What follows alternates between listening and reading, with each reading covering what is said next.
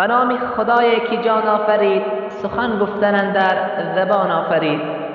لازم بگیر ذکر الله را.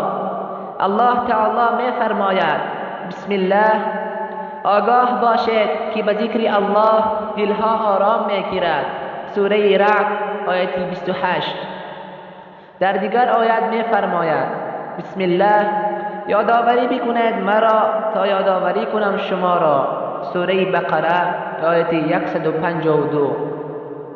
و در دیگر آیت می فرماید ای کسانی که ایمان آوردید، مشغول نگرداند شما را اموال شما و نه فرزندان شما از یاد الله، و هر که چنین کند پس آن جماعت ایشان زیانکارند. سوره منافقون آیت 9.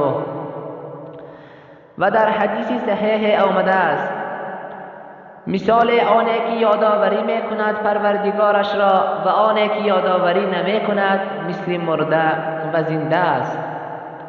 در دیگر حدیث فرمودند غلبه کردند مفردان. سپس صحابگان پرسیدند که ای رسول الله، مفردان کیستند؟ گفتند مفردان زنان و مردانی اند که خدا را بسیار ذکر کردند.